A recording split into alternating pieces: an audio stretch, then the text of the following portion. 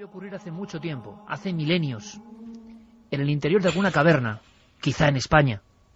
Recientemente las computadoras y los simuladores han intentado volver a hacer audible la primera música de la historia. La música que a viva voz, por algún instinto, por algo que nos hace diferentes del resto de las especies, el hombre quería alcanzar. Algo que quizá expresaba la angustia del alma humana. Esta es la música primera del hombre, la música de los neandertales.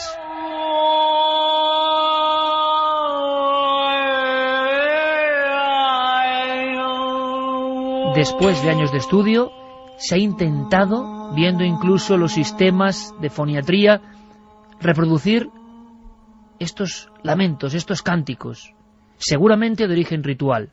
Pasó mucho tiempo y los instrumentos se convirtieron en mucho más sofisticados, para expresar en el fondo lo mismo, algo que nos convulsionaba.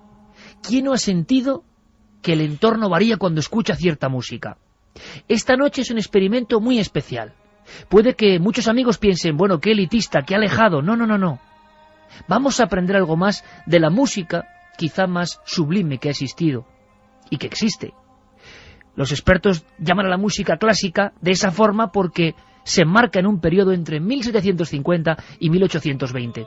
Y, de verdad, os vais a sorprender de la cantidad de compositores, de la cantidad de sinfonías, de la cantidad de historias novelescas que se esconden en este universo todavía cerrado, todavía quizá no para el gran público. Pero si ahora nuestro compañero Jerey Martínez nos lleva con la música a un viejo castillo, a un piano, a unos acordes inolvidables, ¿qué sentís ahora mismo? A notas creadas hace siglos por el maestro Johann Sebastian Bach. ¿Por qué hilamos esta música ahora mismo a una escena decadente de soledad y misterio?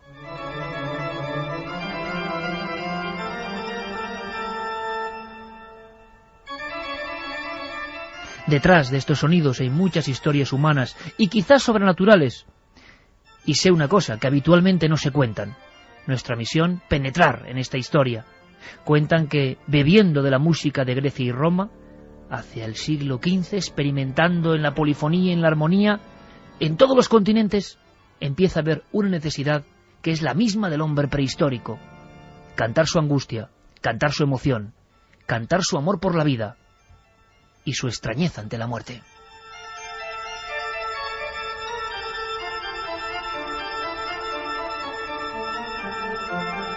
Pero la historia de esta noche tiene que ver sobre todo con el sentido humano y genial de muchos compositores. Hemos comprendido que hay vidas atormentadas, historias que tienen que ver con miedos personales y seres geniales que son maravillosos.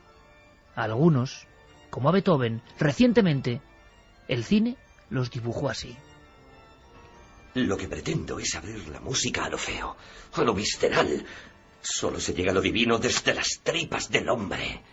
Aquí es donde vive Dios, no en la cabeza, ni siquiera en el alma. En las tripas, porque es aquí donde la gente le siente. Los intestinos se enroscan y encaraman hacia el cielo. Las entrañas están más cerca de la luz que el cerebro. No puedes tener la cabeza en las nubes si no hay mierda en tus botas. Tarán, tarán, tarán, tarán. Venga, cante conmigo. ¿Qué? Tarán, tarán, tarán, tarán. Venga. Tarán, tarán, tarán, tarán, tarán, tarán, tarán, tarán, tarán, tarán, tarán, tarán, tarán, tarán, tarán. ¿Y bien? ¿Y bien? Lo siento, maestro, no la entiendo. No, claro que no la entiende. No hay nada que entender. Hay que experimentar estas obras mías. Es un nuevo lenguaje, Anna Holz, que estoy inventando para hablar de la experiencia del hombre con Dios. De mi experiencia de Dios. Por eso me la envía usted para que anotara ese lenguaje. Es la secretaria de Dios. Esta es una noche, os lo aseguro, de misterios. El primero, una encuesta que hemos realizado. Teníamos todo el equipo muchas dudas. ¿Quién ganará en nuestro particular ranking de esta noche? Ha sido difícil. Hemos elegido los más populares, seguramente algunos de los más geniales. Carmen, buenas noches. Buenas madrugadas, Iker. Hay una encuesta ya. Una encuesta donde todos nuestros oyentes pueden votar. La página ikerjimenez.com. Y la pregunta es muy sencilla. ¿Quién crees que es el mejor compositor? En esta ocasión hay 5 opciones. Hemos puesto a Tchaikovsky, a Bach, a Mozart, a Vivaldi y, como no, a Beethoven. Por el momento, Iker, Beethoven va en cabeza.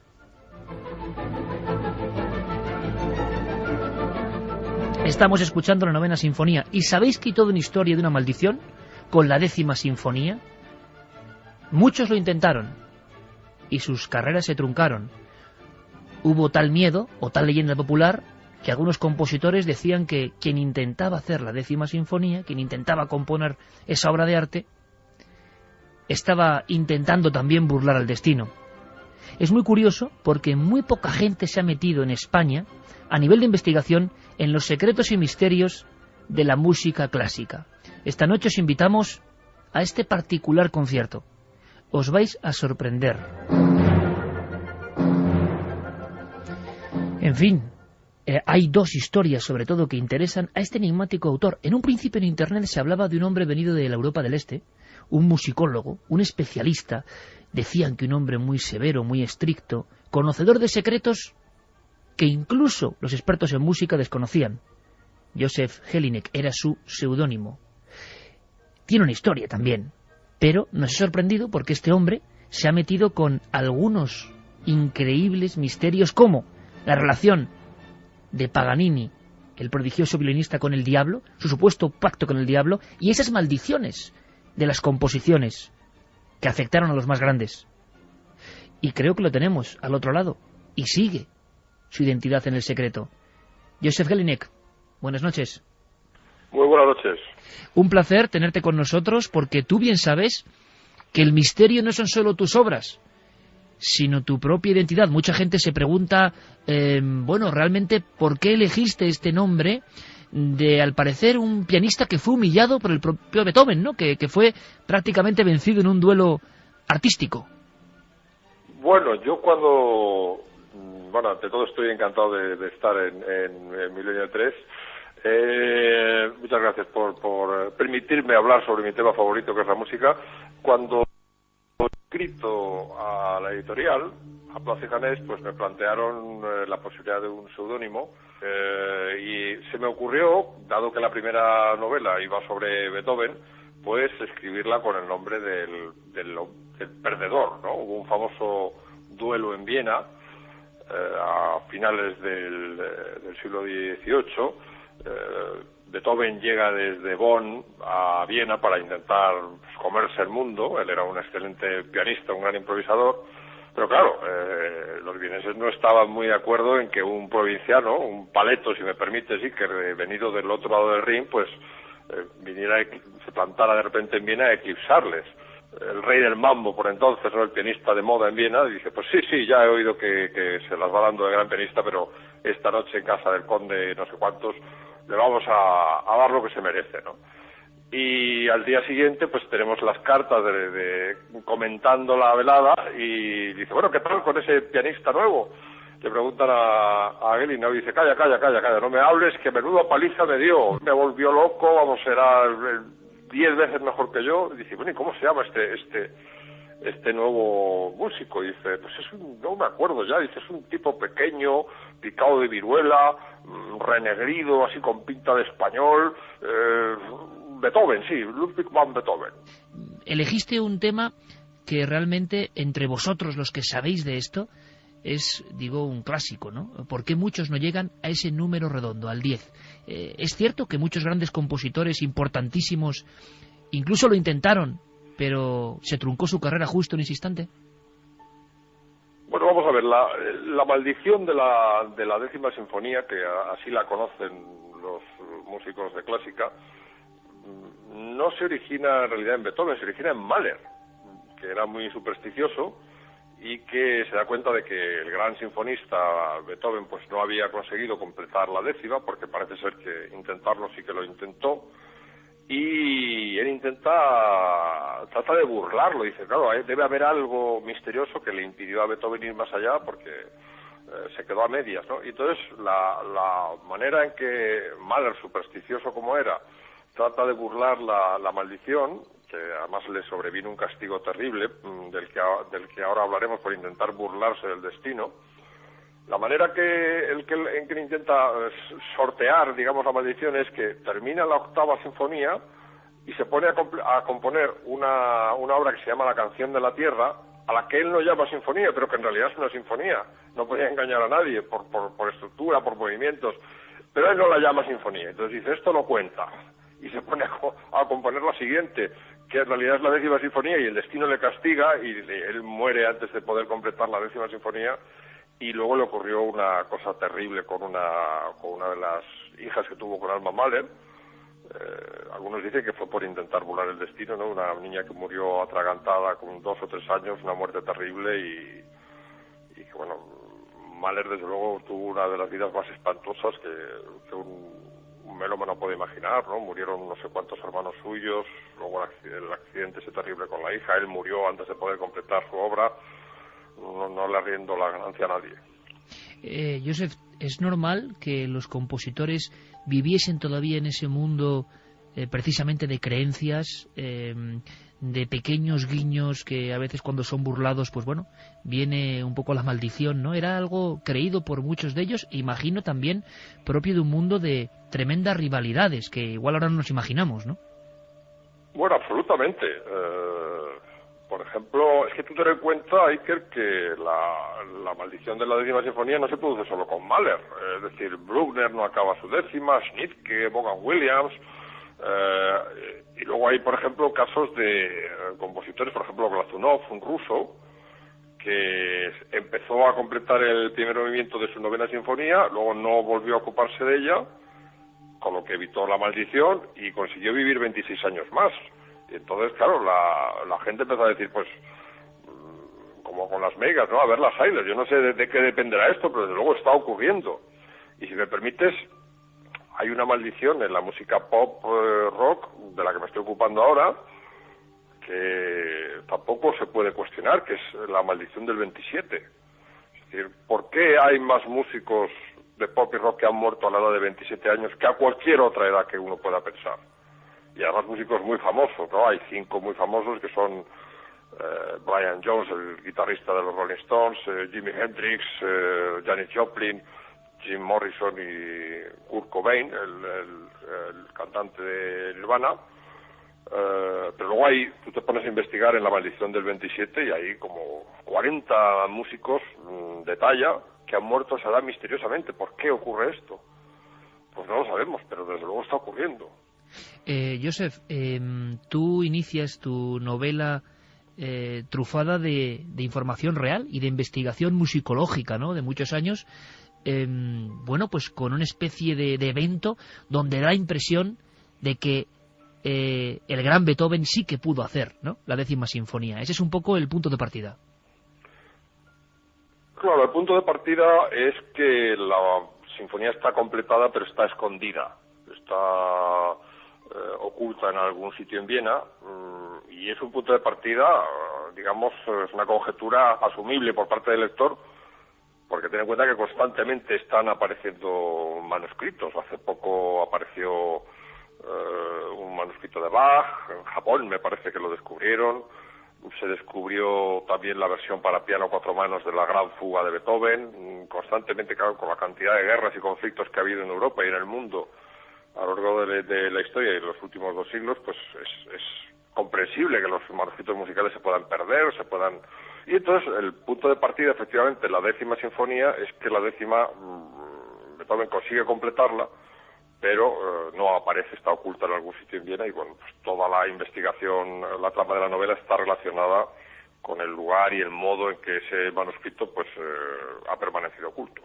Esa portada de la que hablábamos, El violín del diablo, tremenda, hace alusión a una famosísima leyenda, urbana o no, Joseph, sácanos de dudas, sobre Paganini. Hablaban algunos de una incluso anatomía muy especial, unas posibilidades de llegar a casi contorsiones para crear música imposible para otros.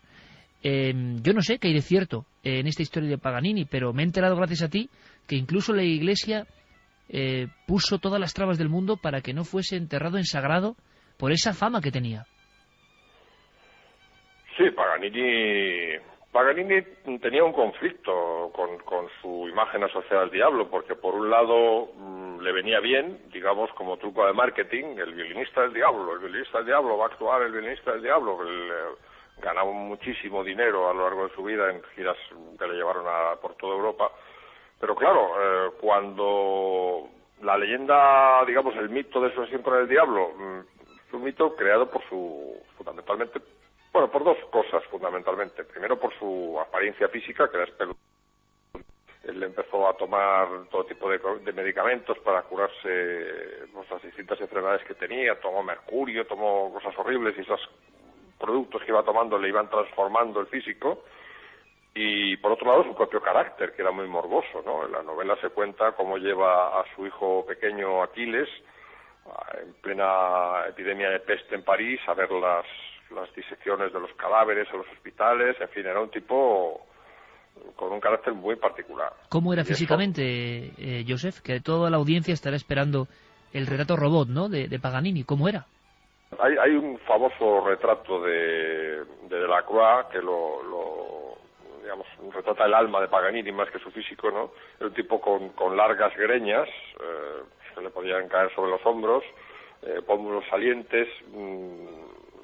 Yo creo que desdentado, porque los productos que él ingería pues acabaron por provocarle pues diarrea y estas cosas que debilitan las encías y que provocan al final que el diente se caiga, y tenía una mirada absolutamente pavorosa. Por otro lado, esto debió ocurrir en una ya edad tardía, porque se sabe que fascinaba a las mujeres.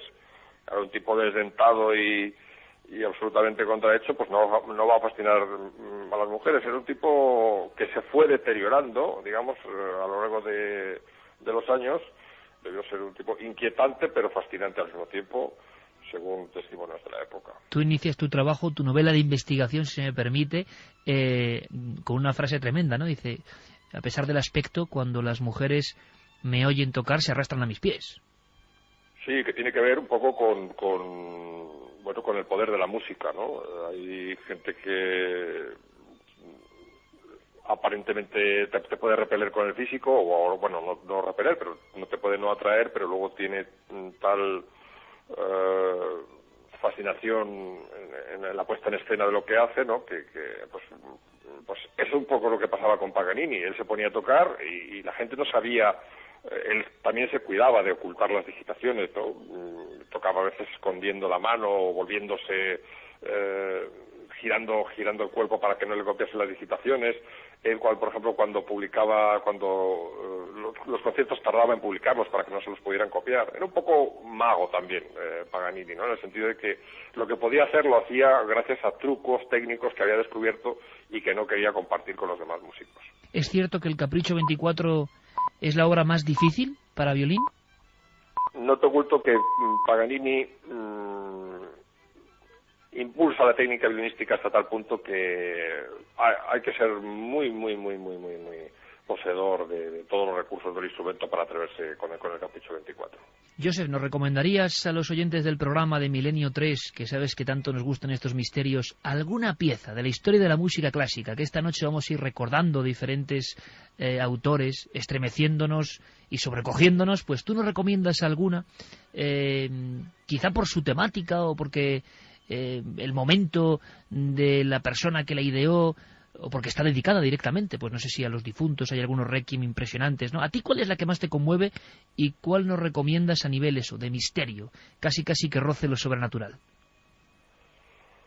Bueno, hay una música que se ha utilizado siempre en asociación con la muerte, que es el adagio de Samuel Barber, que es una música que no nace para ser tocada en ceremonias fúnebres, ni para ilustrar documentales sobre el 11S, ni para lo que se lo utiliza ahora.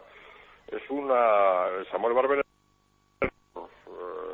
estadounidense, homosexual, que compuso el famoso adagio en su época de mayor felicidad. Él estaba en Italia, en un viaje con su pareja, que era también músico, y escribe el adagio pensando en una obra de Virgilio que narra el nacimiento de un río, y fíjate que, habiendo sido compuesta en la época más feliz de su vida y hablando sobre la evolución de un río, esa pieza de Barber ha llegado a simbolizar pues las atrocidades de Vietnam en Platoon, el horror de las Torres Gemelas cayendo durante el 11S. Todos los documentales de la televisión americana estaban ilustradas con el adagio de Samuel Barber. el funeral de Grace Kelly, el funeral de Roosevelt, todos ambientados con esa música que nació de un estado casi de euforia de Samuel Barker. Por eso me parece una música por lo menos paradójica, si no siniestra, sí paradójica, porque fue compuesta desde la más absoluta felicidad y ha llegado a representar pues el sumum de la muerte y la destrucción, ¿no? La máxima expresión de la tristeza. Pues es la recomendación de Joseph Jelinek, autor del Violín del Diablo y la 10ª Sinfonía. Yo creo que sería bonito, en alguna otra ocasión, volver a ahondar en estas vidas, en estas composiciones y en el fondo en esta magia de la música, en este arte sublime que conmueve, ¿no? Y que creo que eso es lo más importante. Cada uno de los oyentes estará escuchando las músicas esta noche y para cada uno será una cosa, será un mensaje. Joseph, muchísimas gracias. Hasta la próxima, amigo. Gracias a vosotros.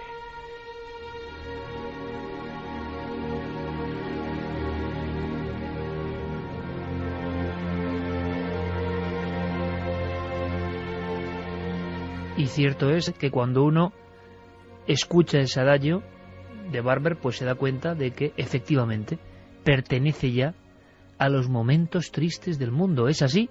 ¿Por qué algunas músicas que incluso no se realizaron para este cometido han acabado representando todo eso? Y su mera audición ya nos conduce, como si fuese un viaje en el tiempo, a instantes concretos, instantes que cambiaron el mundo, por ejemplo.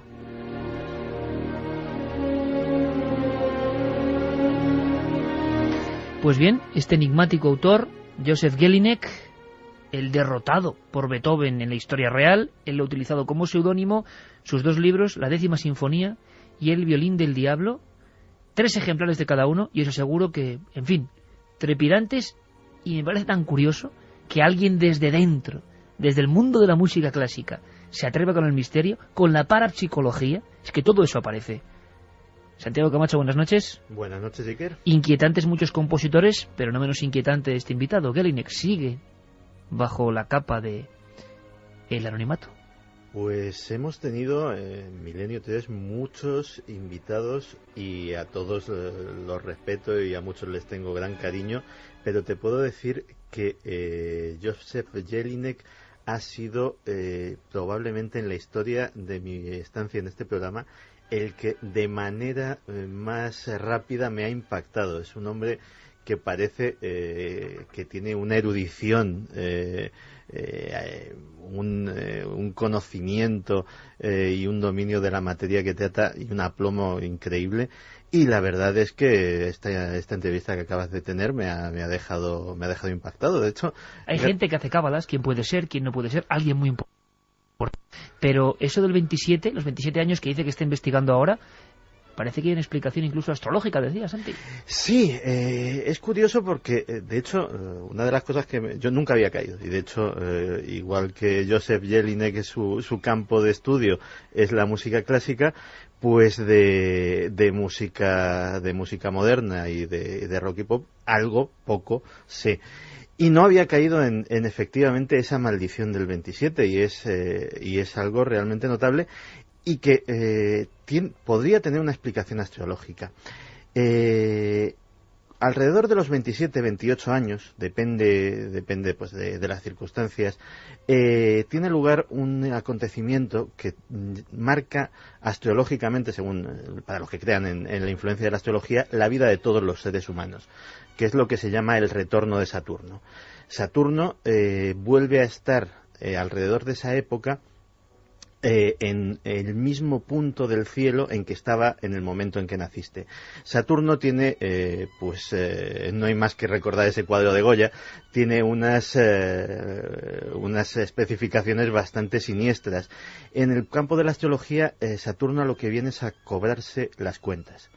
Es decir, el retorno de Saturno es el momento en el que vas a cosechar todo lo que has sembrado a lo largo de tu vida. Si es bueno, no deberías tener mucho que temer. Si tu vida está fuera de control, si tu vida ha sido caótica, Saturno te va a cobrar de golpe todas esas deudas.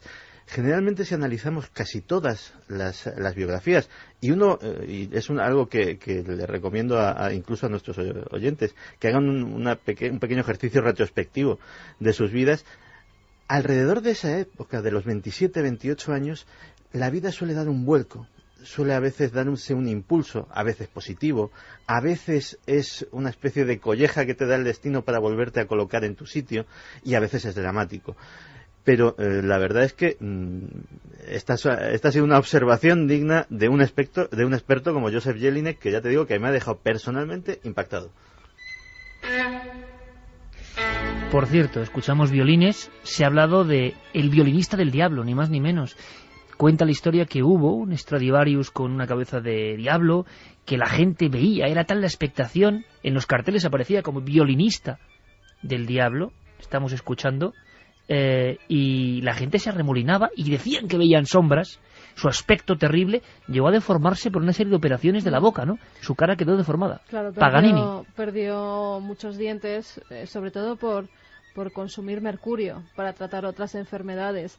Tuvo una infección maxilar y esto le lleva pues a ser operado en diversas ocasiones y a que le desfiguren completamente el rostro. Tú imagínate ya un personaje que de por sí la gente le tenía bastante miedo. Decían que había pactado con el diablo y que seguía manteniendo relaciones con él. Y hasta cuando le van a enterrar, él muere un 27 de mayo de 1840 en Niza, el obispo de la ciudad se niega.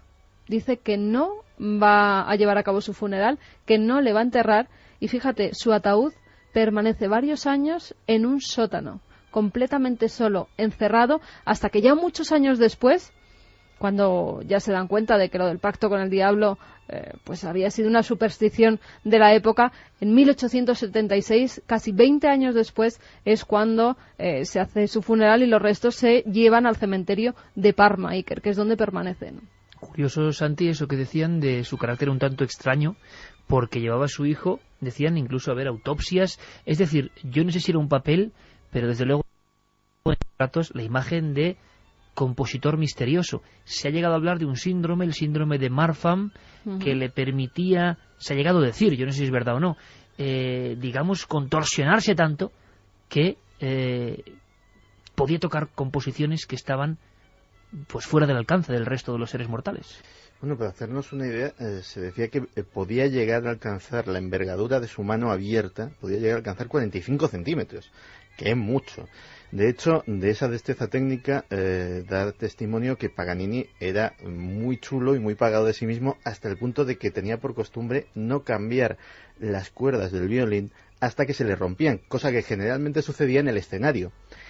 Y en ese momento era cuando podía dar muestra de su genialidad, porque seguía sin inmutarse, sin cambiar una sola nota de su composición, con las 3 cuerdas restantes. De tal manera que eso, que es una proeza de virtuosismo inalcanzable para muchísimos violinistas, él lo hacía con una soltura tremenda. ¿A qué se debía todo esto? Y probablemente el hecho de que fuera muy mal padre también. A que su padre es en gran medida culpable de esa genialidad.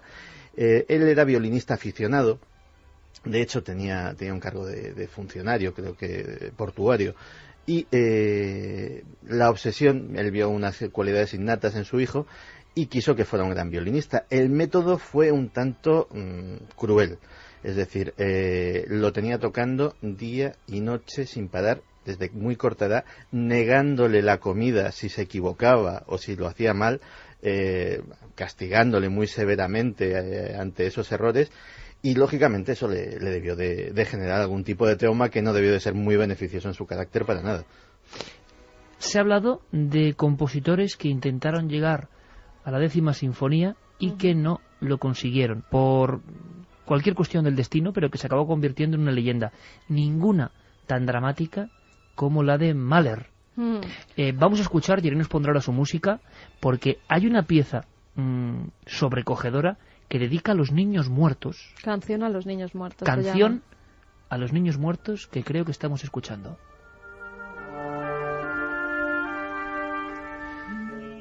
impregnado de enorme tristeza. ¿Y por qué? El famosísimo Mahler se menciona. Yo recuerdo que creo que era Alfonso Guerra el que mencionaba que era un gran seguidor de Mahler. Bueno, pues... autoría del siglo XX. Entonces, ¿qué ocurre? Que le ocurre algo en su vida, intenta burlar, como decía Jelinek, la historia de la 10ª Sinfonía, hace una pequeña trampa y cuentan los expertos en música que eso le acabará pasando factura. Bueno, a lo largo de su vida está casi toda relacionada con la muerte. Él nace en la República Checa en 1860, además en el seno de una familia bastante numerosa. Tenía 14 hermanos y 9 de ellos pierden la vida en su infancia, con lo cual eso ya deja muy marcado a Gustav Mahler. Además, su padre también tenía un carácter bastante violento, incluso agresivo, tanto que se con cumple los hijos, con varios de estos genios de la música, ¿eh? Tanto con los hijos como con la mujer. Él, un poco para alejarse de toda esa violencia que tenía en casa, iba por las noches a la casa de su abuelo, que tenía un piano, y poco a poco él va aprendiendo a tocar el piano, convirtiéndose luego en uno de los genios de la música del siglo XX. A los 5 años empieza ya a tomar clases de piano y a los 6 compone sus primeras obras. Acaba estudiando en el Conservatorio de Viena, del cual llega a ser el director de la Ópera de Viena. Pero fíjate, Iker, todo empieza cuando se casa con Alma Schindler.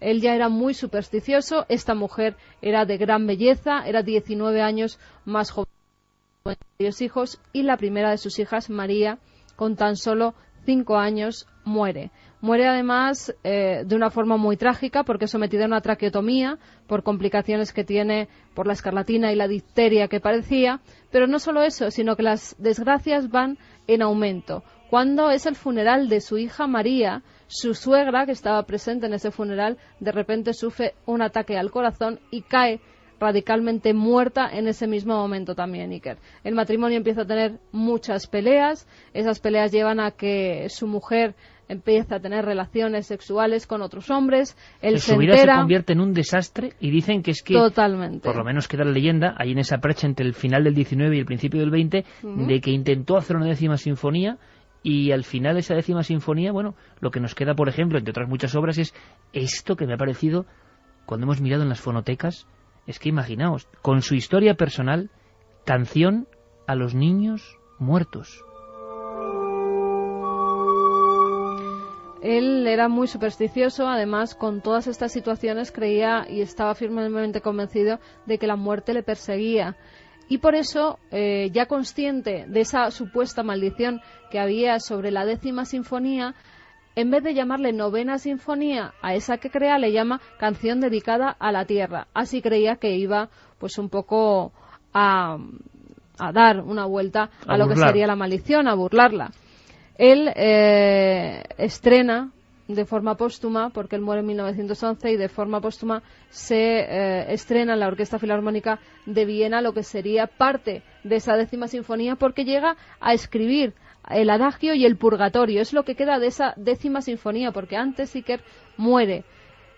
La verdad es que hay varios autores, lo decía nuestro Jelinek, invitado, Joseph, antes, hay varios autores que al parecer no han podido vengar, no han podido abstenerse de esa maldición. Beethoven es el primero que empieza con la maldición de la 9ª sinfonía, pero luego están Dvorak, Wagner, Mahler, Vaughan, hay muchos, Iker, y todos han perecido intentando hacer, sin llegar a componer entera la 10ª sinfonía. En fin, historias de la música clásica, historias que, desde luego, el cine popularizó, como decimos, con Amadeus, y, bueno, hemos reconocido todos esa risa, esas historias, esa precocidad increíble. Por cierto, tendremos en unos minutos a un gran compositor español actual que ha hecho la 7ª sinfonía, y seguro que si Ángel Illarramendi se lo propone puede hacer la 10ª y mucho más, pero eso de la precocidad ha llamado muchísimo la atención, muchísimo, porque hay autores con 13 años de grandes sinfonías, con 8, con 7, claro, con 4, ya nos parecen cosas extraordinarias, pero de Mozart se decía todo esto. Y me dice Santi que hubo un caso, y encima español, que lo llevó todavía al límite, al auténtico récord Guinness, de por qué algunos niños tienen la capacidad increíble de conectar con la música. Y la leyenda dice, y muchos amigos están escribiendo a ese respecto, la leyenda dice si uno es niño y empieza a tocar un instrumento, se hace su amigo, puede sentirlo. Cuando uno es mayor, ya como que eso se disuelve. ¿Por qué los niños prodigios están ahí y cuando uno intenta adentrarse en el mundo de la música ya, pasada cierta edad, es imposible? ¿Qué códigos hay ahí? Yo creo que Pepito Arriola era uno de los casos, ¿no? Efectivamente, cuando estabas haciendo esa cuenta regresiva de 5, 4, yo te hacía 3. Llegas al límite que es Arriola, ¿no? Yo te hacía 3 con los dedos, porque Pepito Arriola en 1900 dio un concierto de composiciones propias al piano en el Palacio Real de Madrid, delante de los Reyes, y es una historia realmente fascinante. Nació en Betanzos, es un niño español, evidentemente, gallego por más señas, y un buen día su madre, que como todas las señoras bien de la época, pues algo tocaba el piano y tal, descubrió que alguien estaba en su casa tocando una canción que acababa de aprender ella, tocándola mejor que ella. Se fue corriendo al salón a ver quién estaba tocando así de bien su piano, y se encuentra al niño de apenas 2 años y pico encaramado a la banqueta dando a las teclas como podía, pero realmente con una habilidad asombrosa. Y con 3 años llegó a hacer sus propias composiciones. Sí, y con 3 años llegó a hacer sus propias composiciones y, bueno, tal es el caso que los Reyes le financian sus estudios de música, se va para Alemania, donde se convierte en un músico de gran éxito, hasta el punto de que, bueno, hace giras, va a Estados Unidos, no solamente ya de niños, sino de adolescente, de joven. Y curiosamente, este país muchas veces es lo que tiene. Él estaba establecido en Alemania al final de la Segunda Guerra Mundial, en 1946, un país devastado, pues lógicamente regresa, y José Arriola, el antiguo Pepito Arriola, aquí no se lo toma en serio absolutamente nadie. Ni que haya tocado en el Carnegie Hall, ni que se haya paseado por todas las cortes de Europa. No, era la anécdota del niño prodigio, del niño sabio que había hecho la gracia en algún momento, pero realmente no se lo tomaron en serio.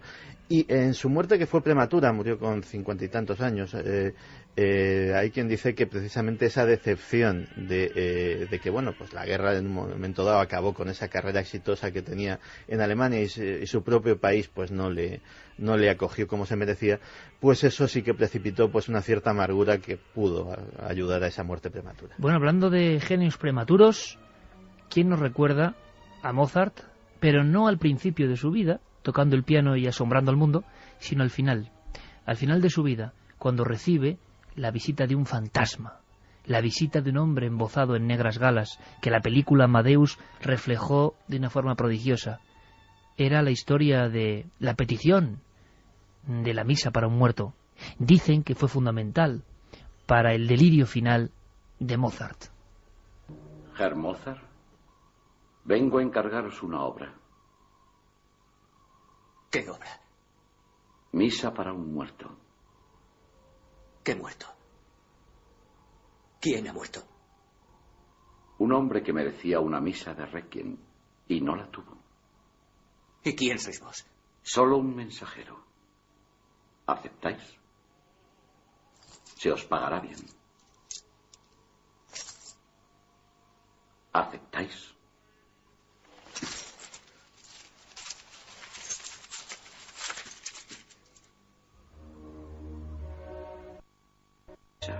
Y no digáis a nadie lo que hacéis. Volveréis a verme pronto.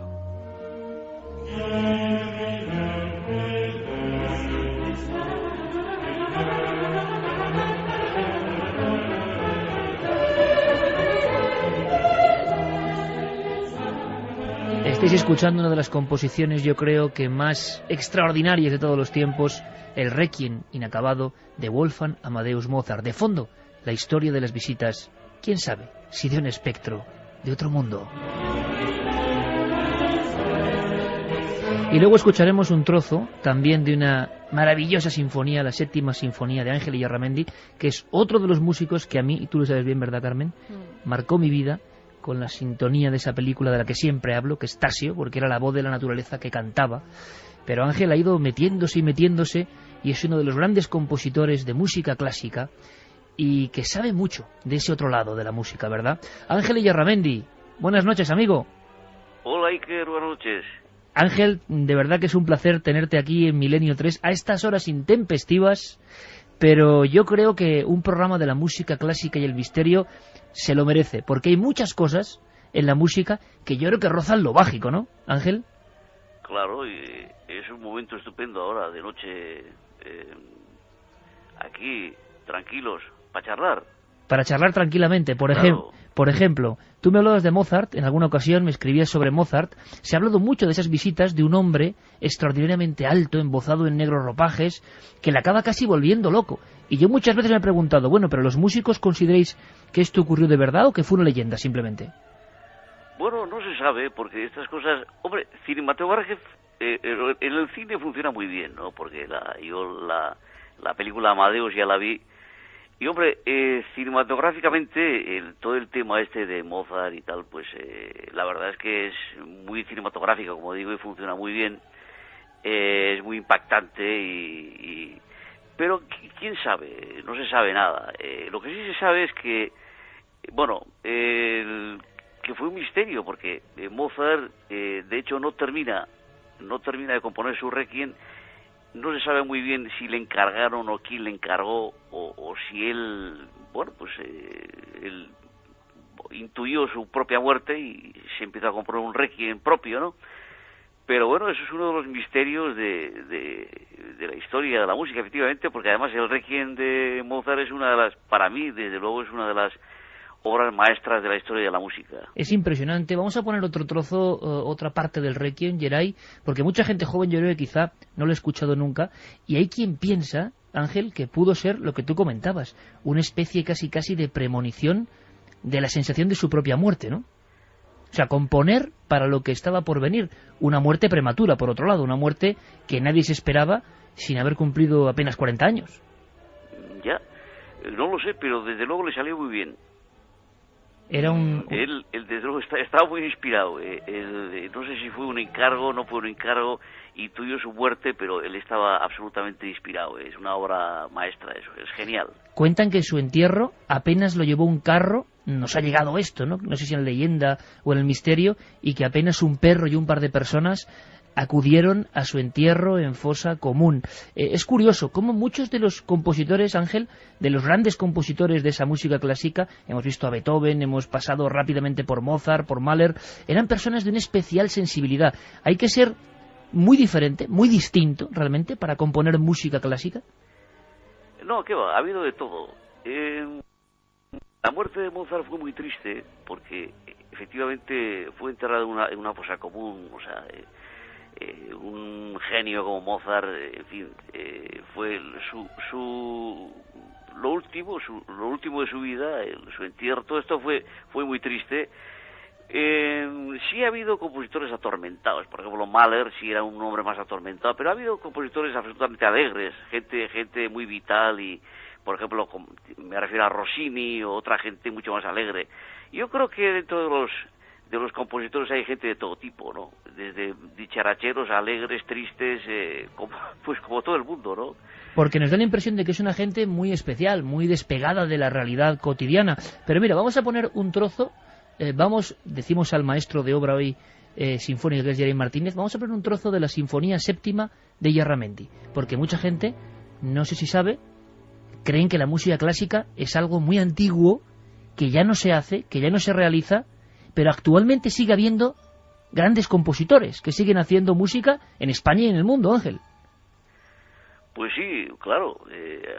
Bueno, el mundo está vivo, y hay mucha gente, y entre esa mucha gente hay compositores que todavía estamos ahí trabajando, sí, efectivamente. ¿Qué sientes cuando haces, por ejemplo, estas composiciones que en ocasiones tienen mucho aire de misterio? A veces la visión de la naturaleza, los sueños, las emociones, todo eso se refleja en la música. Le llega a uno a veces composiciones casi sin saber cómo. Se ha hablado mucho eso, ¿no? De la creatividad y de la conexión con algo, a veces con lo más profundo de nosotros mismos, ¿no? Claro. Bueno, yo pienso que lo único que no se inventa es la vida. Es lo único que no se inventa. Es decir, la vida está. Entonces, bueno, es de ahí para adelante, vamos dando forma a las cosas. Es como la muerte. La muerte, para mí, la muerte es volver a casa, ¿no? La vida es un poco, vivimos en este planeta un poco de alquiler. Es como, bueno, vivimos de alquiler en el sentido de que tenemos que dejar esta casa, este planeta maravilloso en el cual vivimos, a los siguientes que vengan, pero vivimos un poco de alquiler. Para mí morir es volver a casa. La muerte es volver a casa. Entonces, uno, lo que es lo atemporal, si uno es, tiene la sensación de que siempre ha sido y siempre estará. Entonces, y desde luego, la música conecta con todo eso. Claro, la música es el lenguaje del alma. Y ahora escuchamos a estos autores y realmente siguen vivos, absolutamente vivos. Pues te seguiremos escuchando, Ángel. Llegan las noticias, te mando un abrazo grandísimo y te agradezco que un compositor de música clásica vivo y coleando y con la 7ª sinfonía nos haya acompañado unos minutos en Milenio 3. Un abrazo grandísimo, Ángel. Un abrazo. Bueno, para que vean que la música clásica continúa, que no es algo de siglos pasados. Y es que ya está con nosotros nuestro compañero Paco Pérez Caballero. Bienvenido. Muy buenas noches, Iker. Nos trae una historia, luego cambiaremos el tono. Yo os pido que no os la perdáis, porque es uno de esos casos escalofriantes, con todo tipo de condimentos, y una historia, quizá, como pensaban muchos compositores antiguos, que tienen que ver con esas visitas de ultratumba. Pero es que la música clásica da para mucho. Por ejemplo, para extrañas cábalas y extrañas numerologías que se convierten en leyenda, en arquetipo, se cuentan y, en fin, tienen muchos adeptos. Del hombre que compuso estas notas que están de fondo, se dice que había triscadecafobia en él. O sea, una especie de enfermedad tiene que ver con el odio o el miedo al número 13. ¿Qué tienen que ver Wagner y el número 13? Bueno, pues cuenta la historia y la leyenda, para algunos los datos reales, que Richard Wagner nació en 1813 y los números del año de su nacimiento, como podéis comprobar, suman 13. Nombre y apellido sumados 13 letras. Estas cábalas tan interesantes. Su primer impulso musical, su primer trabajo musical, un 13 de octubre. Sufrió un destierro Wagner de 13 años. Compuso, ¿cuántas óperas? 13. Terminó una de las más famosas, Tannhäuser, un 13 de abril. Esa obra, que le dio fama, se estrena en París un 13 de marzo. Estuvo medio siglo sin ser repuesta hasta un 13 de mayo. Y el estreno del ciclo completo del Anillo del Nibelungo, clave en la historia de este compositor, se inicia un 13 de agosto. Su primera actuación en Riga, frente a una orquesta, día 13 de septiembre. Su casa, donde llevaba a cabo los festivales, abierta un 13 de agosto, cerrada para siempre un 13 de septiembre. Influencia importante para él su suegro, Franz Liszt. Este le visita por última vez un fatídico día de enero de 1883, día 13. Y Wagner fallece en Venecia cuando se conmemoraba el 13º aniversario de la unificación de su patria, Alemania. Por cierto, en el calendario, 13 de febrero.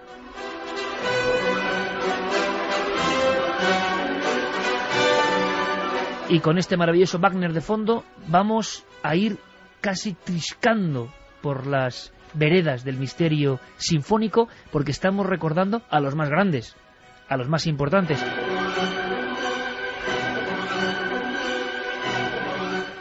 Por cierto, los oyentes que dicen en torno a la música clásica. Pues hay muchas opiniones en torno a la música clásica. Por ejemplo, nos dicen, al autor se le olvidó mencionar a otro de los grandes que murió con 27, Robert Johnson, bluesman legendario, que hizo supuestamente un pacto con el diablo. Bueno, Santi acaba de poner los ojos como... Bueno, es que Joseph Jelinek, con ese toque al umbral, ¿no? Es un misterio ya. Está trabajando en La maldición del 27 y mira qué gente hay, ¿eh? Sí. Le acabamos de dar un dato. Nos dicen, ¿es cierto que Beethoven era republicano y que la sinfonía se la dedicó a Napoleón y este se autoproclamó emperador y el compositor no se la dedicó? ¿Nos decía Carlos? Completamente cierto. De hecho, la decepción fue tal que se la dedicó a la memoria de un gran hombre. Para él Napoleón ya estaba muerto. Manolo desde Toledo nos dice, hola, la música es magia y misterio, cambia nuestro estado de ánimo y nos transporta a otros mundos. Muy de acuerdo. Todos son geniales, pero Bach fue un adelantado a su tiempo. A mi hijo le ponía música clásica cuando estaba en la barriga, ahora tiene 21 meses y le puse esos 5 compositores, nos decía bueno, Javi desde Valencia. Qué bueno, Javi.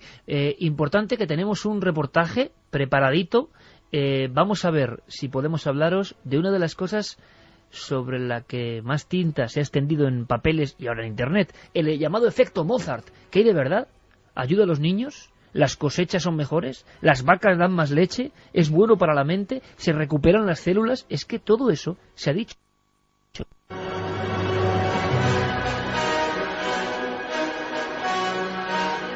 Tatis nos dice el mejor Mozart, el preferido Vivaldi. Qué maravilloso tema hoy, los genios siempre son misteriosos y en la música no ha de ser menos. Gracias por seguir sorprendiendo. Dani desde Fuenlabrada.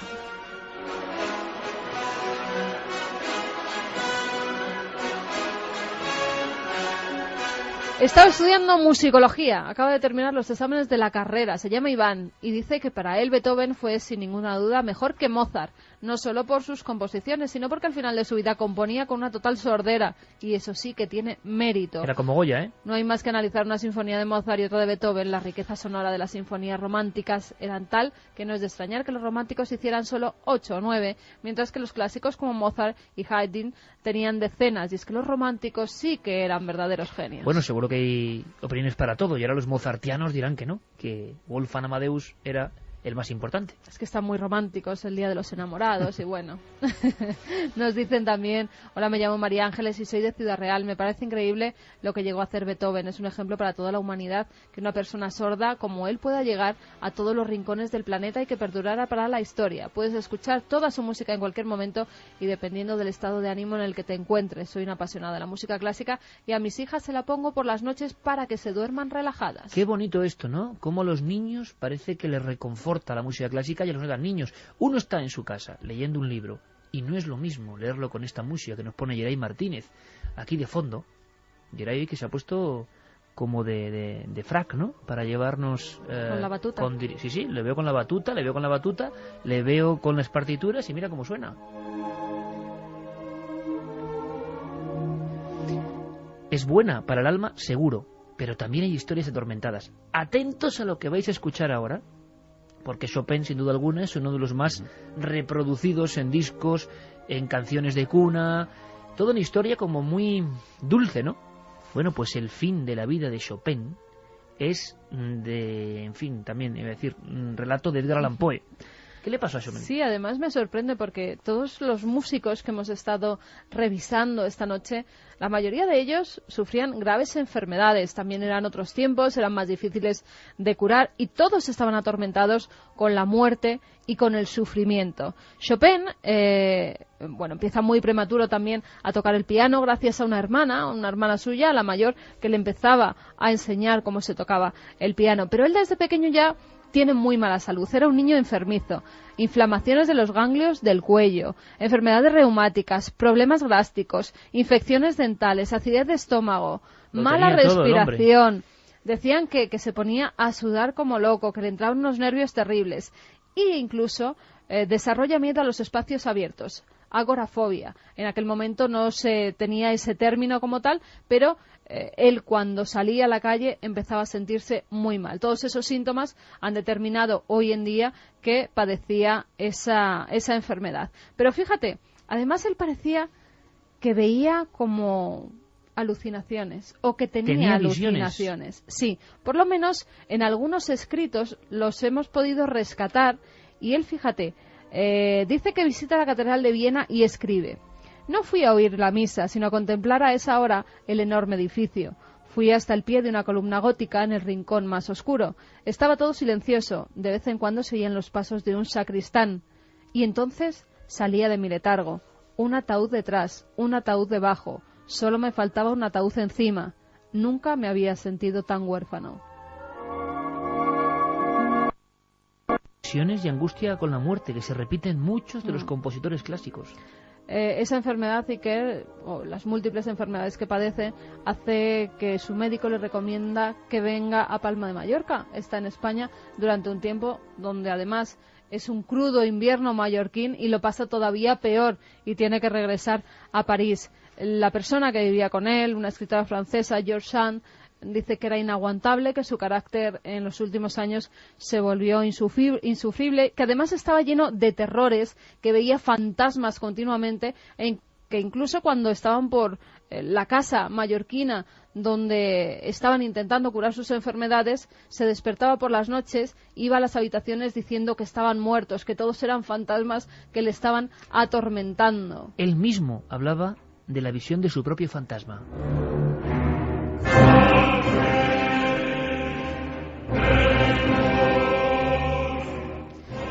Ya el 10 de noviembre de 1843 cae muy enfermo, tiene dolores de pecho, toses, sofocos y además empieza a escupir sangre.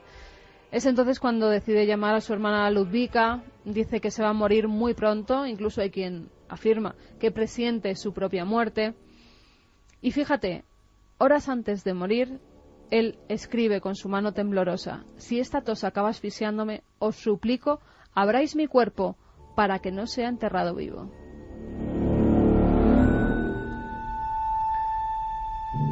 Su último deseo fue ser abierto en canal Chopin, el dulce y armonioso Chopin, para no ser enterrado vivo. Eso es. Ludwika, además, su hermana, cumplió ese último deseo y su corazón fue trasladado a Varsovia, se lo llevó con ella. El resto del cuerpo fue enterrado en la iglesia de la Madeleine mientras se tocaba el Requiem de Mozart. Vamos a ver si recuperamos como final parte de ese Requiem de Mozart, que algunos dicen que es lo más impresionante y que, acordaos, tiene que ver con la visita de un fantasma, la presencia de algo oscuro que de repente llega y que atormenta. Hay quien dice que no había cliente, que la misa para un muerto era en el fondo la misa para ese genio prematuro, Wolfgang Amadeus Mozart.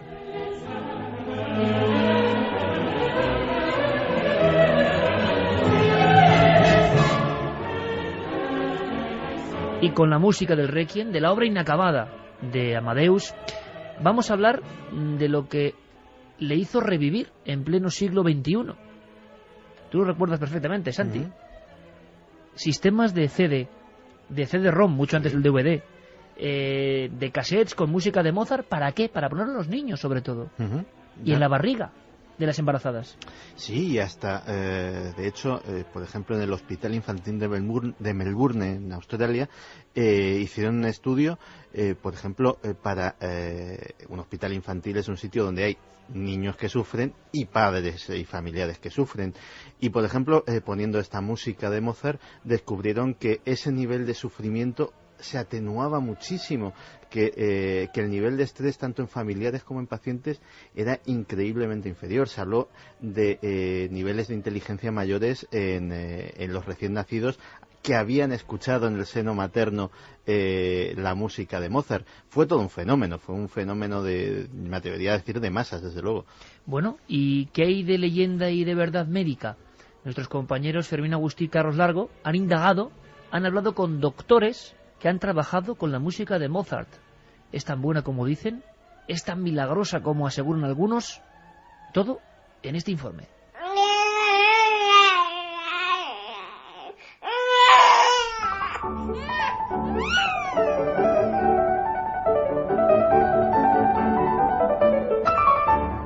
Los efectos beneficiosos de los sonidos musicales de Mozart fueron descubiertos hace 40 años por el científico francés Alfred Tomatis. Aquí le escuchamos hablando de cómo ayudó a uno de sus pacientes, Gerard Depardieu. Depardieu tenía unos 17 años cuando llegó a nosotros. No tenía medios para expresar su enorme potencial. Se sentía bloqueado en cuanto abría la boca. Su voz cedía. Nosotros le facilitamos el acceso a su creatividad. También desarrolló una memoria impresionante y ahora puede rodar varias películas al mismo tiempo. En 1993, el especialista Gordon Shaw y la psicóloga Frances Schrauser de la Universidad de Wisconsin descubrieron que la sonata para 2 pianos K448 de Mozart tenía efectos positivos en las pruebas de razonamiento espaciotemporal durante 10 minutos. El modelo básicamente establecía que el cerebro está programado para apreciar la simetría en todas sus modalidades. Él creía que si pudiéramos estimular el cerebro mediante la música, podríamos apreciar mejoras en un dominio relacionado. Se oye un piano tocando el tema y luego otro piano tocando el mismo tema, solo que al revés. Se va entretejiendo, entra y sale así durante un largo periodo de tiempo. Pensamos que eso era simetría. Por eso elegimos esa sonata en concreto y llevamos a 36 estudiantes al laboratorio para que escucharan el primer movimiento y parte del segundo de esa sonata, relajados y en silencio.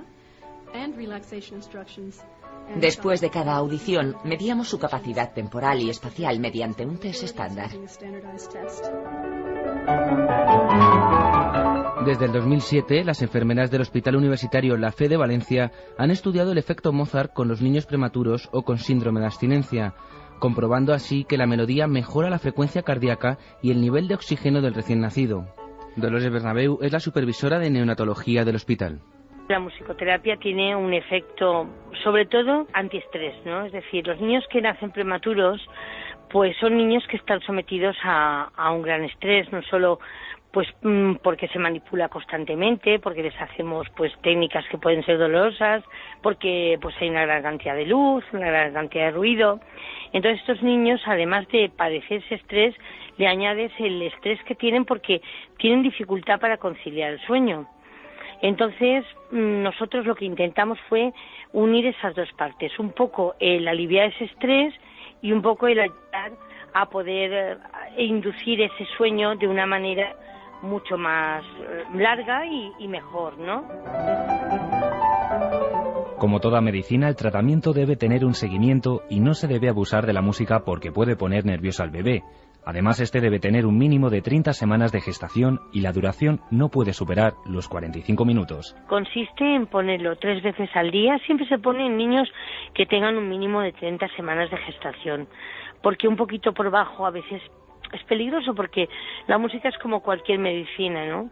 En buena dosis es buena y cuando nosotros lo damos en exceso puede tener algún perjuicio, ¿no?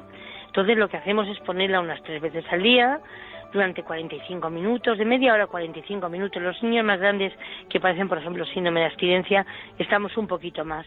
Pero en los niños pequeñitos, los prematuros de unas 30 semanas de gestación, es 30 minutos 3 veces al día.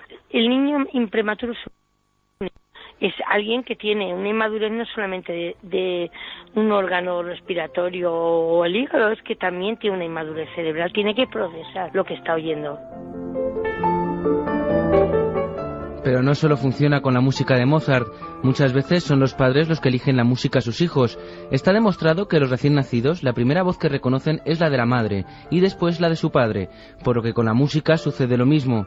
Cuando el feto ha escuchado una determinada música, cuando nace, es esta música la que va a tener más éxito en su tratamiento. Porque además de Mozart, luego nos hemos dado cuenta que hay incluso músicas modernas que les van, porque Elvis, por ejemplo, pues les encanta a algunos niños y tenemos alguna música grabada de Elvis para niños y se la ponemos también. Pero traemos también música de casa de los papás, la que eligen, y la colocamos en las cunitas y en las incubadoras con unos MP3 pequeñitos y bueno, pues creo que ha sido una gran solución para paliar determinados problemas aquí en los prematuros.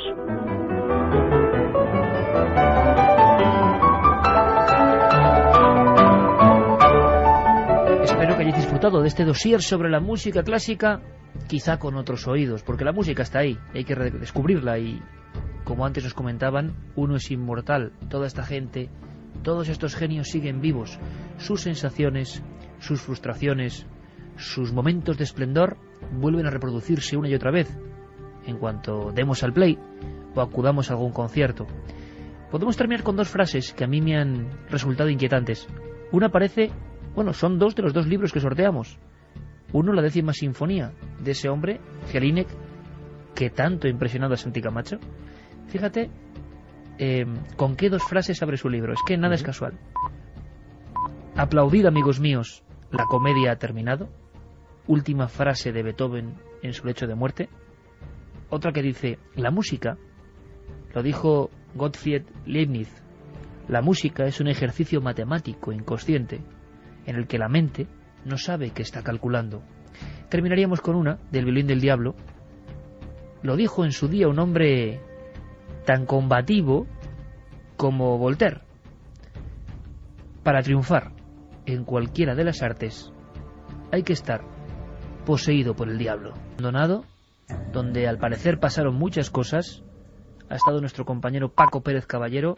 Le agradezco especialmente que a estas horas, recién llegado de la investigación, esté con nosotros. Buenas noches otra vez, Paco. Buenas noches, Iker. Bueno, una historia que representa uno de esos casos sin resolver de la provincia de Murcia, donde hay unos cuantos, por cierto. Sí, lo primero que hay que hacer, desde luego, es darle las gracias tanto a Ricardo Fernández como a Lola Guardiola, del periódico La Verdad, que nos han facilitado mucho la investigación. La verdad es que es una investigación llena de sorpresas. Nos hemos encontrado con un personaje, con Alfonso Martínez Saura, absolutamente sorprendente, un hombre apodado el Cónsul, que desde muy joven se dedicó a recorrer el mundo, que los pasos le llevaron a África, y allí, en Costa de Marfil, llegó a ser cónsul, de ahí su apodo, pero decidió regresar a su tierra, y en La Unión, en un pequeño pueblo muy cerca de Cartagena, puso un hostal. Fíjate hasta qué punto este hombre se había hecho famoso y conocido y querido, que acudieron algunas personalidades de renombre, incluso de Costa de Marfil, a esa inauguración, a ese hostal que está en la carretera entre La Unión y Los Camachos, a una altura de 100 metros, con una vista maravillosa de todo el campo cartagenero, y al fondo la manga del Mar Menor. ¿Se llamaba Hotel El Cónsul? ¿Hostal El Cónsul? Hostal El Cónsul, sí señor, y aún es conocido en la zona como el Hostal El Cónsul. Y tiene un perfil realmente sorprendente y aterrador, porque tiene una construcción que a mí me ha parecido muy curiosa para ser sobre todo un hostal. Tiene un enorme mirador. Para que los oyentes se hagan una idea, es una especie de sartén donde hay una parte circular y luego un mango que serían las habitaciones. Pues esa parte circular, que también tiene algo de mágico, ese círculo, es donde ocurrió todo. Es donde, años después, el cónsul, al que todo el mundo quería, que era un personaje misterioso y se jactaba de ello, aparecería muerto, asesinado. ¿De qué fecha estamos hablando, Paco? La muerte se produjo el 27 de marzo de 1982. Hay que calcular que unos años antes, el 77, se había inaugurado ese hostal, que tuvo bastante éxito durante un tiempo, y cuando se produce el crimen había caído un poco en desgracia. O sea, un sitio en decadencia. Sí, un sitio casi no abandonado, pero es verdad que muy poco frecuentado. Este hombre, el cónsul, vestía ropajes casi siempre africanos, cosa que llamaba muchísimo la atención en aquella zona. Todos lo tenían por un hombre excéntrico. Y esa anécdota a la que te referías, esa anécdota de esas visitas completamente ciertas, él convivía con lo que él llamaba un fantasma. ¿Él decía eso? Decía que de vez en cuando le visitaba un fantasma que llamaba a la puerta. No sabemos si realmente era un fantasma. Lo que sí sabemos es que esta historia fue confirmada por la policía local. Durante un tiempo, los policías locales pues iban allí. Este hostal tenía una pequeña discoteca, un pequeño bar donde se podía tomar una copa tranquilamente, viendo esa vista. Está en una loma a 100 metros de altitud y se puede ver casi toda la zona circundante. Y mientras se tomaban una copa, un día un policía local y el cabo de la policía local escucharon esos golpes en la puerta. Y le dijeron: Alfonso, ¿no vas a abrir? No, si no hay nadie.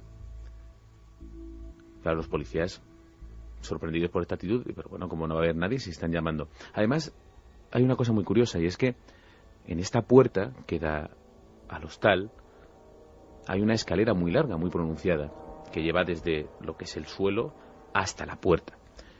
Con lo cual, si hay alguien ahí y te asomas, es imposible que le dé tiempo a salir corriendo. Lo digo porque lo primero que podemos pensar es una broma, alguien ha llegado, ha dado una puerta. Pero es que yo he estado allí y te puedo asegurar que está bastante ruinoso, pero se puede ver perfectamente esa escalera. Y si alguien había allí, no pudo esconderse o huir. La llamada se repitió. Alfonso, abre por favor, porque... que no voy a abrir porque no te preocupes, que está un poco pesado el fantasma que viene a visitarme. Pero como algo cotidiano, algo normal. Hay que imaginarse a este hombre de más de 60 años, vestido con su chilaba, diciéndoles a estos policías locales de la Unión que le visitaba un fantasma. Claro, la policía local, escéptica por naturaleza, no daba crédito. Finalmente se levantaron y dice, Alfonso, si no abres tú, vamos a abrir nosotros. Esperaron a que volviera a sonar la llamada, abrieron la puerta y allí no había nadie. El investigador Antonio Pérez, que ha hecho curiosas indagaciones en todo ese entorno cuando ya está abandonado y que también ha colaborado con Paco Pérez Caballero, nos daba algunas claves interesantes. No fue una, ni dos, ni tres veces. Esas visitas, esa llamada, es que me recordaba toda la historia de las apariciones de Mozart, eran una constante cerca del tiempo de la tragedia.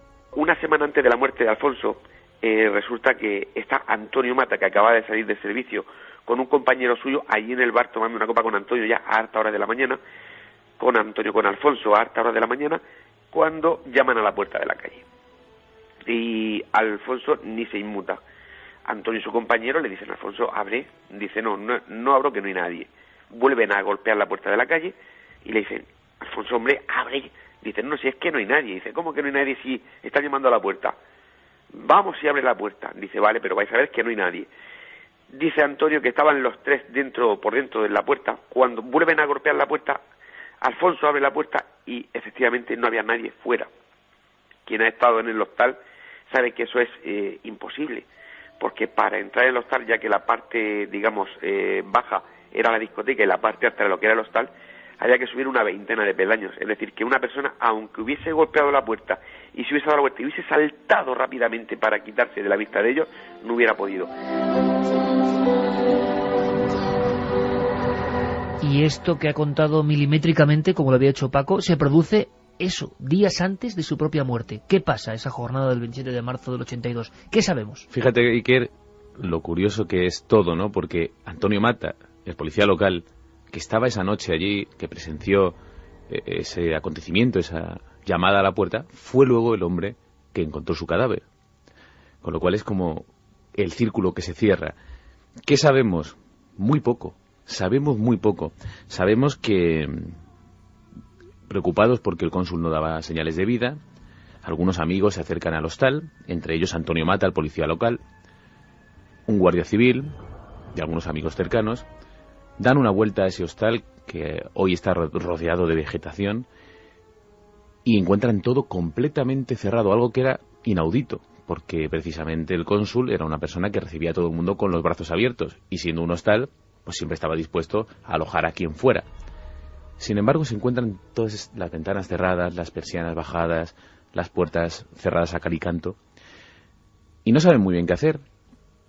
Antonio Mata, que entonces era un hombre fornido, era un hombre valiente, reconocido por sus compañeros, decide tomar la iniciativa y colarse por una de las ventanas de ese círculo que hemos dicho antes, de ese círculo donde estaba la parte principal del hostal, donde estaba la discoteca en la parte baja y donde estaba esa barra donde iba a ser encontrado el cadáver de Alfonso. Rompe la ventana, entra y lo encuentra tumbado en el suelo como dormido, prácticamente sin signos externos de violencia, y es al empujarle cuando empieza a sangrar. Había sido apuñalado más de 60 veces con una arma desconocida, pero de hoja muy pequeña. Alguien se había ensañado con él de una manera extrañísima y parecía que realmente el crimen para la víctima había sido una auténtica sorpresa. 63 puñaladas con una hoja, con una daga muy fina. ¿Se supo algo al final de con qué podía haber sido? Se sospecha que pudo ser alguna pequeña navaja, algún arma improvisada. Nunca apareció. Lo que sí se sabe, un detalle muy curioso, es que en una de las habitaciones, en la que en teoría no había nadie porque no había nadie registrado en el hostal, alguien se había dejado la bañera llena de agua, el agua corriendo, como si hubiera sucedido algo, como si alguien hubiera estado alojado Sin embargo, no había registro de esa presencia. No, en teoría, el hostal estaba vacío. El hostal estaba vacío. En teoría, Alfonso estaba solo. Y el detalle curioso de que no se sabe cómo sucedió, pero el hostal estaba completamente cerrado por dentro. Así que realmente no sabemos cómo escapó el asesino.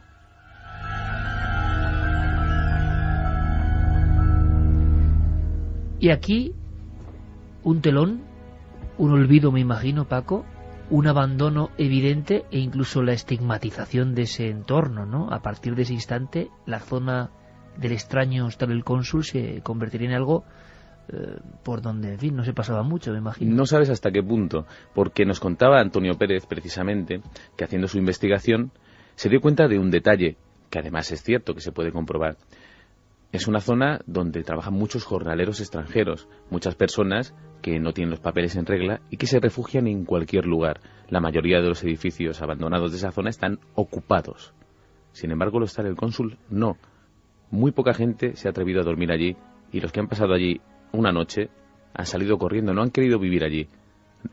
Actualmente está abandonado, ni siquiera es visitado por los típicos vándalos que durante un tiempo se acercaron a llevarse lo que podían y a dejar sus pintadas en las paredes.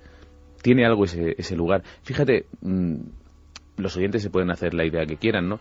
Pero yo no soy dudoso, sabes que soy escéptico completamente y que vamos a encontrarnos lo que sea, a prestar nuestros ojos y nuestros oídos y hacer lo que hubiera hecho cualquier otro oyente. Y mira, yo no soy especialmente sensible, por ejemplo, al frío, a las inclemencias del tiempo. No se me suele irritar, por ejemplo, la piel.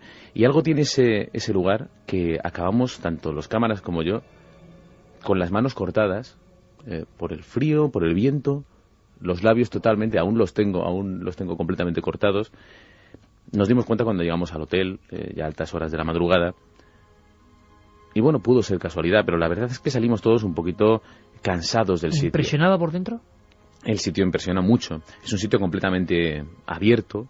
Todas las ventanas están unas enfrente de la otra, con lo cual hay unas corrientes de viento muy, muy fuertes, muy grandes. Es por eso porque es muy difícil grabar psicofonías, por ejemplo, grabar sonidos. Los investigadores que lo han hecho han tenido que ir muchísimas veces con equipos muy sofisticados. Nosotros intentamos dejar nuestras grabadoras y los resultados pues fueron poco claros porque hay demasiado ruido allí como para encontrar algo claro, algo que nos pueda dar alguna información al margen de la oficial de lo que le pudo pasar a Alfonso. Y otros investigadores, como el citado Antonio Pérez, han registrado algunas voces.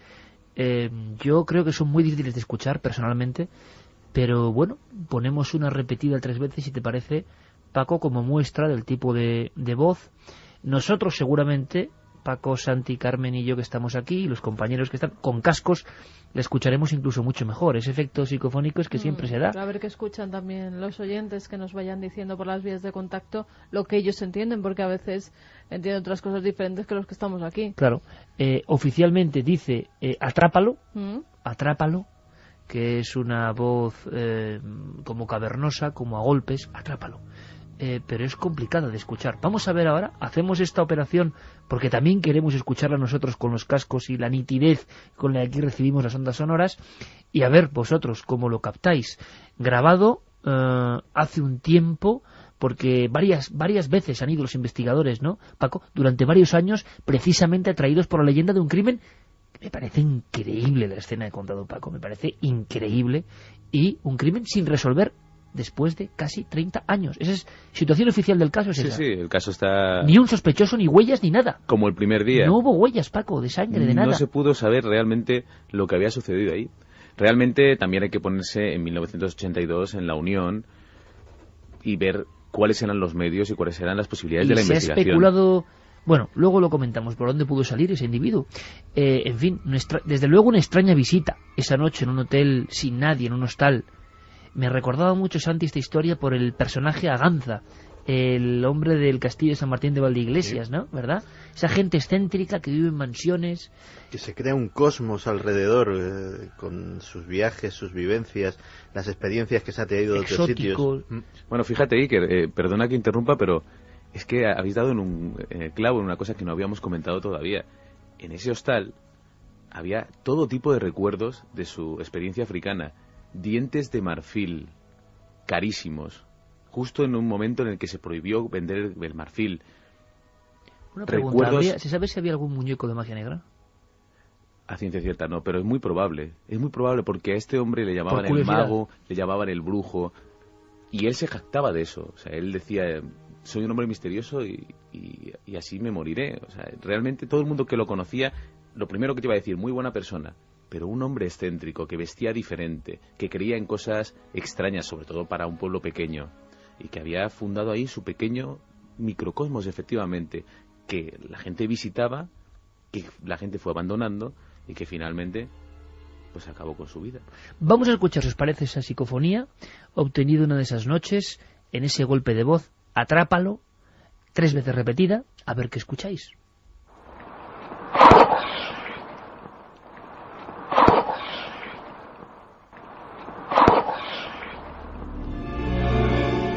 Atrapadlo, no atrápalo, atrapadlo. Atrapadlo. Muy difícil, yo creo que es muy complicado. Yo escucho algo, pero es muy complicado, es verdad. Atrapadlo. Vamos a volver a escucharlo con esta entonación que yo y quizá he inducido mal al decir atrápalo. No es atrápalo, es atrapadlo.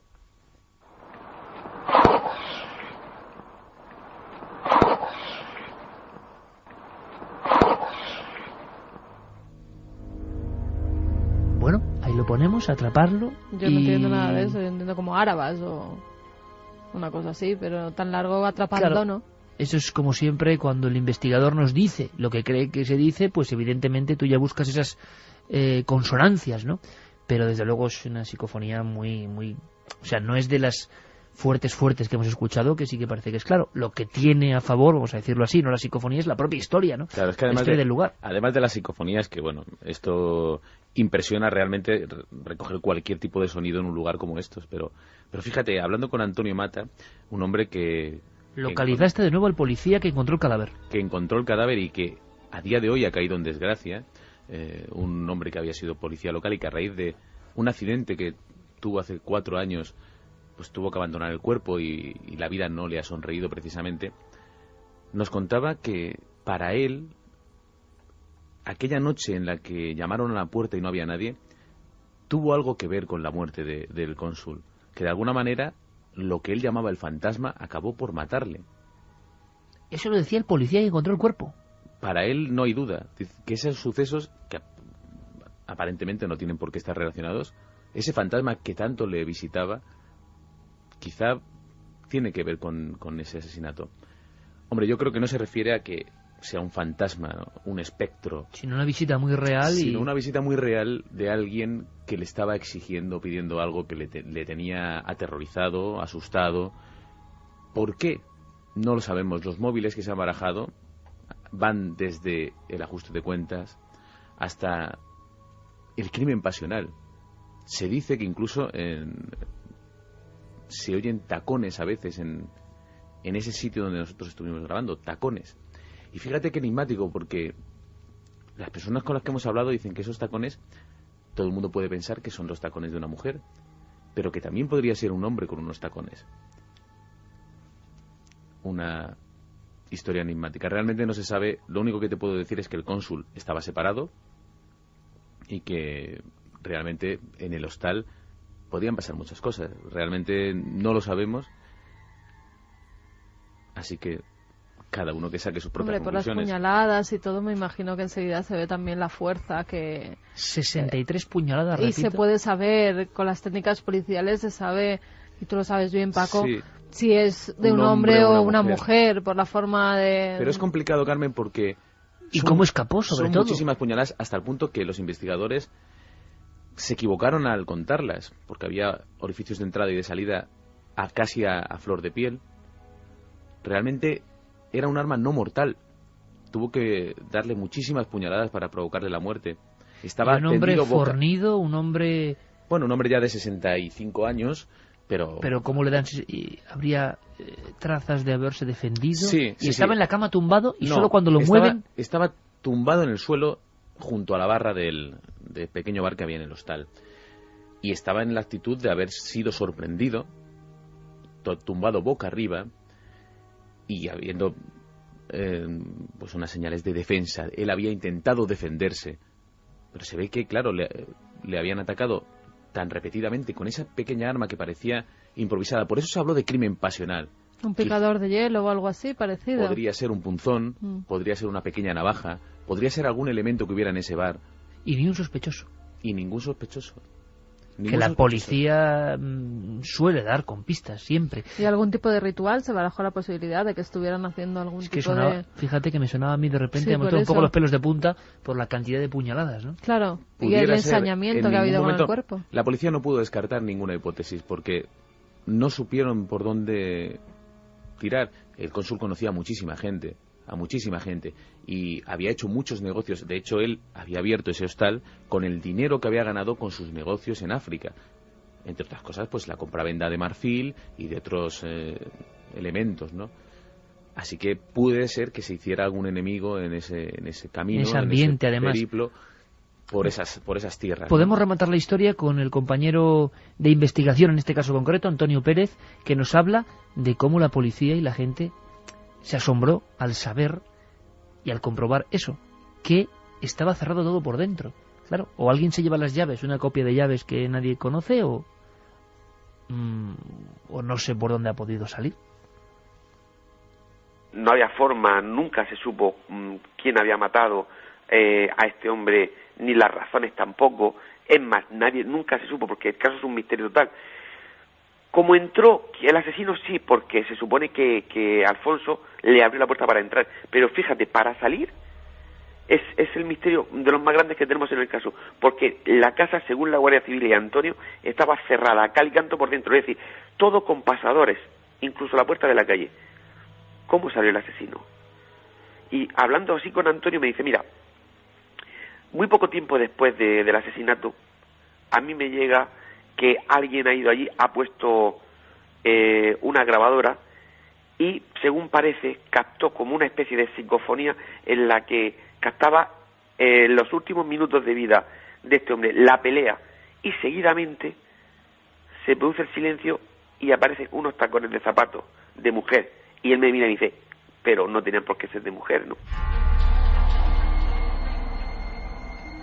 2:54. Antonio Pérez, el autor de... No es el único que al parecer ha sacado psicofonías en el lugar, pero esta que hemos puesto, que nosotros no llegamos a entenderla, atrapadlo del todo, pues es él, y no nosotros, que quede claro. Él es el investigador que, como muchos otros, imagino, atraídos por la historia, han intentado obtener algo. Tú, Paco, imagino que te quedas sobre todo con la sensación, a mí me ha parecido una descripción de una de las historias negras más raras que he escuchado en mucho tiempo, ¿no? Y sobre todo que el hostal sigue allí exactamente igual y que está totalmente en ruinas, o quedan algunos elementos identificativos. Se puede visitar perfectamente, con muchísimo cuidado, por supuesto. Se puede caminar por allí, se puede recorrer, lo único que lógicamente puede haber cualquier desprendimiento de un trozo del techo en cualquier momento. Si uno va sin conocerlo de noche... Pero se ve que es el hostal, sigue viendo las habitaciones... Por fuera está exactamente igual que entonces. Y por dentro se puede visitar, está comido ya por la vegetación, pero bueno, y es impresionante, es absolutamente impresionante. Ya te digo que tanto los compañeros que nos acompañaron en la grabación como yo mismo salimos muy cansados del lugar. Cansados en el sentido de es un lugar con un ambiente muy denso. Fíjate un último detalle que me parece muy revelador y que también creo que va a llamar la atención de los oyentes. El cónsul, poco antes de ser asesinado, estaba planeando publicar una biografía. Estaba convencido de que tenía mucho que contar. Incluso llegó a poner un anuncio en el periódico La Verdad, para publicar sus memorias. Y parece ser que ya había contactado con una escritora que iba a ayudarle a publicar esas memorias, pero nunca vieron la luz. Desde luego, Paco, tú cuentas esto en una novela, inicio de una novela, y ¿quién piensa que es eso, que es una magnífica novela? Y sin embargo estas cosas ocurren. Luego se descubrirá o no, pero la escenografía yo creo que pone, de verdad, la carne de gallina. Por lo menos a mí me la ha puesto Paco con esta descripción. ¿Qué dicen los oyentes? Pues vamos a ver, vamos a repetir las vías de contacto. 27640, palabra clave en Milenio, espacio vuestros mensajes, y nos escribís a través del teléfono móvil milenio3 con número @cadenaser.com y cadenaser.com. Si ponéis ahí vuestros mensajes y los publicáis, sorteamos 3 libros de la 10ª Sinfonía y de el otro libro que se llama El violín del diablo. Pues vamos con lo que nos dicen. Alejandro Moreno, desde Córdoba, nos dice: para mí es algo más corto, como mátalo o algo así, pero el sonido de después parece un animal. Atrapado. Ponla rápidamente, ¿ya la tienes ahí? Simplemente la psicofonía, atrapadlo.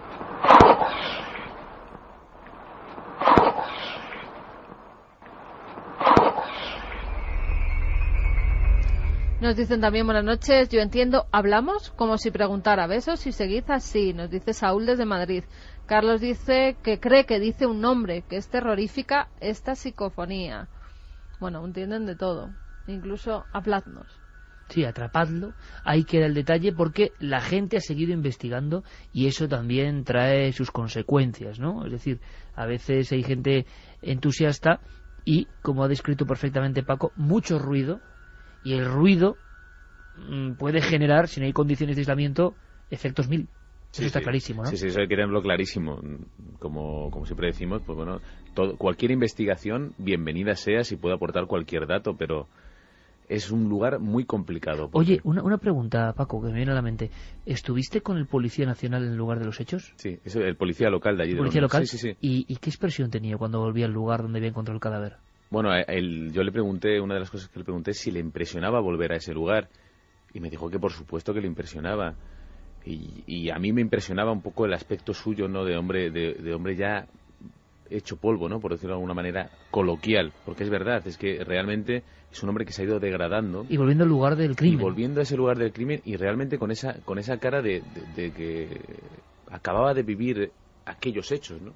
De que estaba reviviendo todo. Incluso se quedaba callado mientras yo le pedía que me fuera describiendo, sin hablar, porque estaba recordando esos detalles de cómo cogió ese cuerpo, cómo le dio la vuelta, cómo vio que su amigo, la persona que le había servido copas, había sido asesinado, y también me imagino esa impotencia de tanto tiempo después no saber quién lo hizo. Y sobre todo, Paco, haber sido testigo de la extraña llamada, ¿no?